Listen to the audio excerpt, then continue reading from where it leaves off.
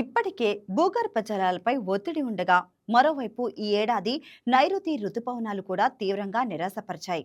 సాధారణం కంటే దాదాపు 48% తక్కువ వర్షపాతం నమోదవడంతో భూమిలోకి చేరాల్సిన నీటి పరిమాణం గణనీయంగా తగ్గింది. దీంతో ఆక్విఫర్ల రీఛార్జ్ కాకపోవడంతో భూగర్భ జల మట్టాలు మరింత లోతుగా వెళ్లిపోయాయి. ఇది కేవలం నీటి కొరతకు సంబంధించిన సమస్య కాదు. రానున్న రోజుల్లో వ్యవసాయం, పశువుల మేత, తాగునీరు, గ్రామీణ జీవనం మొత్తం నీటి భద్రతపై ప్రభావం చూపించే ప్రకృతి హెచ్చరిక. మరి ఈ పరిస్థితి నుంచి ఏపీ ఏం నేర్చుకోబోతుంది? భూగర్భ జలాలను కాపాడేందుకు ప్రభుత్వం ఎలాంటి చర్యలు తీసుకోబోతుంది?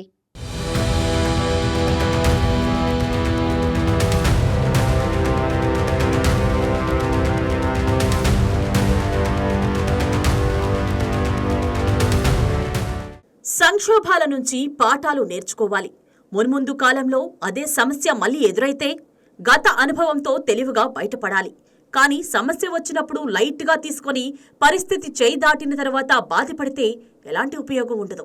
నీటిని పొదుపుగా వాడాలని, వర్షపు నీటిని ఒడిసి పట్టుకోవాలని, భూగర్భ జలాలను ఎడాపెడా వినియోగించకూడదని, వాణిజ్య పంటల సాగును తగ్గించాలని ఎన్నిసార్లు అవగాహన కల్పించినా ప్రజల్లో ఆశించిన స్థాయిలో మార్పు రావడం లేదు. దాని ఫలితమే ఇప్పుడు కనిపిస్తున్న ప్రకృతి హెచ్చరిక. భూగర్భ జలాలు ప్రమాదకర స్థాయిలో అడుగంటుతున్నాయి. కనీసం ఇప్పుడైనా ప్రజల్లో మార్పు వస్తుందా?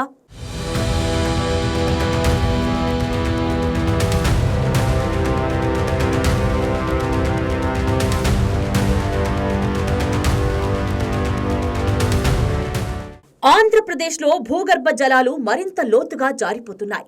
జూన్ 1 నుంచి ఆగస్టు 7 వరకు రాష్ట్రానికి సాధారణంగా 289.90 మిల్లీమీటర్ల వర్షపాతం రావాల్సి ఉండగా కేవలం 151.82 మిల్లీమీటర్లు వర్షమే నమోదైంది. అంటే సాధారణం కంటే 47.63% లోటు.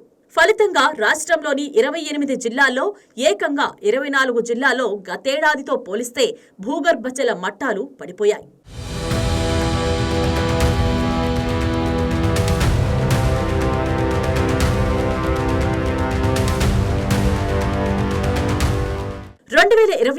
ఆగస్టు 7తో పోలిస్తే ఈ ఏడాది ఆగస్టు 7 నాటికి రాష్ట్ర సగటు భూగర్భ జల మట్టం 4.1 అడుగులు పడిపోయింది. గతేడాది భూమి మట్టానికి సగటున 31.2 అడుగుల లోతులో ఉన్న నీరు ఇప్పుడు 35.3 అడుగుల లోతుకు చేరింది. ఈ పతనానికి ప్రధాన కారణం వర్షాభావమే. వర్షం తక్కువగా పడటంతో భూమిలోకి ఇంకే నీరు తగ్గిపోయి భూగర్భ జలాలు రీఛార్జ్పై ప్రభావం పడింది.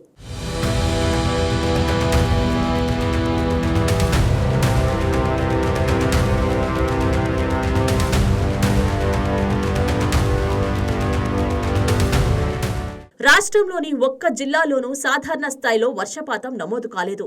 ఇందులో 23 జిల్లాలు డెఫిషియంట్ కేటగిరీలో ఉండగా అన్నమయ్య, చిత్తూరు, ప్రకాశం జిల్లాలో పరిస్థితి మరింత తీవ్రంగా ఉంది. అన్నమయ్యలో 71.59%, చిత్తూరులో 62.62%, ప్రకాశంలో 60.99% వర్షపాతం లోటు నమోదైంది. వర్షం భూమిలోకి ఇంకే అవకాశం తగ్గిపోవడంతో భూగర్భ జలాలు రీఛార్జ్పై కూడా ప్రభావం పడుతోంది. ప్రకాశం జిల్లాలోనూ భూగర్భ జలాల్లో స్వల్ప మార్పులు నమోదయ్యాయి. అద్దంకిలో జూన్లో 5.41 మీటర్ల లోతులో నీరు ఉండగా జులైలో 6.15 మీటర్లకు చేరింది. దొనకొండ మండలం కొచ్చెర్లకోటలో మాత్రం అనూహ్య మార్పు కనిపించింది. అక్కడ జూన్లో 75 మీటర్ల లోతులో ఉన్న నీరు ప్రస్తుతం 57.8 మీటర్లకు పెరిగింది. లింగసముద్రం మండలం రాళ్లపాడులో గత నెలలో 8.35 మీటర్ల లోతులో నీరు ఉండగా ప్రస్తుతం 6.65 మీటర్లలోనే లభ్యమవుతోంది. అంటే కొన్ని చోట్ల నీటి మట్టాలు పెరగ్గా మరికొన్ని ప్రాంతాల్లో తగ్గాయి.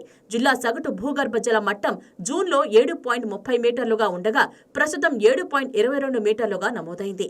గతేడాది జూన్లో ఇది 7.58 మీటర్లుగా ఉంది.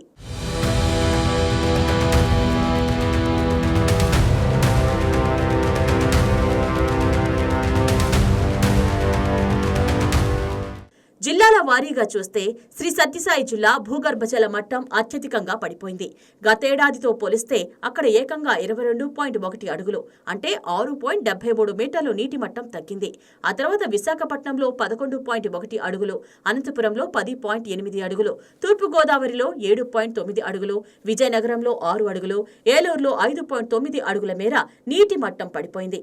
అన్నమయ్య, చిత్తూరు, నంద్యాల, కర్నూలు, కృష్ణా, గుంటూరు, కాకినాడ, అనకాపల్లి, పల్నాడు, బాపట్ల, ఎన్టీఆర్ జిల్లాలోనూ గతేడాదితో పోలిస్తే భూగర్భ జల మట్టాలు తగ్గాయి.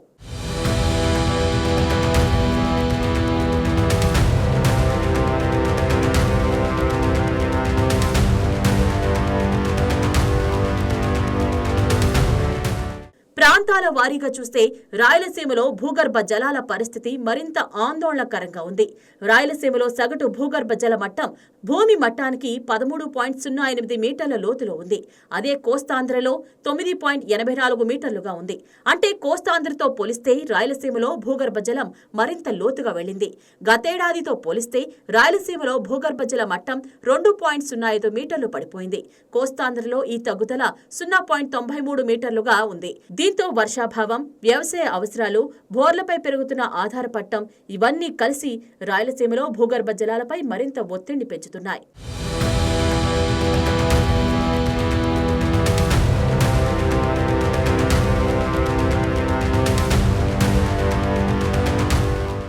ప్రస్తుతం నీటి మట్టంతో పాటు భవిష్యత్ అవసరాలకు అందుబాటులో ఉన్న భూగర్భ జలం ఎంతన్నది కీలకమే. ఆగస్టు 1, 2026 నాటికి మార్కాపురం, కడప, అన్నమయ్య జిల్లాలో మరింత వినియోగానికి భూగర్భ జలం అందుబాటులో లేదని గణాంకాలు చెబుతున్నాయి. మరికొన్ని జిల్లాల్లోనూ పరిస్థితి అంతంత మాత్రంగానే ఉంది. విశాఖపట్నంలో కేవలం 1.10 టీఎంసీలు, చిత్తూరులో 1.20 టీఎంసీలు, ప్రకాశంలో 4.05 టీఎంసీలు, కర్నూలులో 8.29 టీఎంసీలు, నంద్యాలలో 9.51 టీఎంసీల భూగర్భ జలం మాత్రమే భవిష్యత్తు వినియోగానికి అందుబాటులో ఉంది.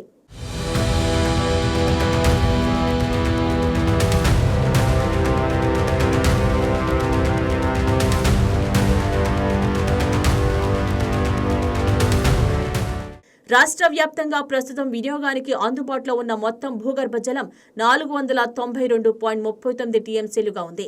ఇందులో కోస్తాంధ్రలో 415.57 టీఎంసీలు ఉండగా రాయలసీమలో 76.81 టీఎంసీలు మాత్రమే ఉన్నాయి. అంటే కోస్తాంధ్ర, రాయలసీమ మధ్య భూగర్భ జలాల లభ్యతలో గణనీయమైన వ్యత్యాసం స్పష్టంగా కనిపిస్తుంది. అయితే భూగర్భ జలాల పరిస్థితిని అధికారులు నిరంతరం పర్యవేక్షిస్తున్నారు. ఇందుకోసం Andhra Pradesh water resources information and management system అంటే APWRIMS ద్వారా రాష్ట్ర వ్యాప్తంగా భూగర్భ జల మట్టాలను మానిటర్ చేస్తున్నారు.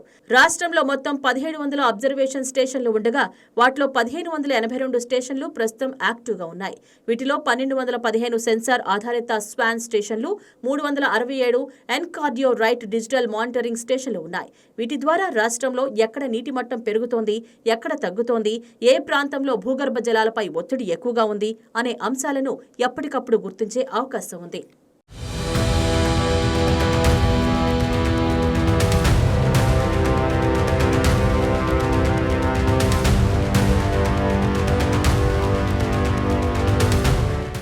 భూమిపై కనిపించే నీరు తగ్గితే దాని ప్రభావం భూమి లోపల దాగి ఉన్న నీటిపైన పడుతుంది. ఇప్పుడు ఏపీలో కనిపిస్తున్న భూగర్భ జలాల పతనం కేవలం ఈ ఏడాది వర్షాభావానికి సంబంధించిన సమస్య కాదు. రానున్న రోజుల్లో వ్యవసాయం, తాగునీరు, గ్రామీణ జీవనం, మొత్తం నీటి భద్రతపై ప్రభావం చూపించే ముందస్తు హెచ్చరిక. వర్షం ఎప్పుడు పడుతుందో మన చేతిలో లేకపోవచ్చు, కానీ పడిన ప్రతి చుక్కను భూమిలోకి పంపించుకోవడం మాత్రం మన చేతుల్లోనే ఉంది.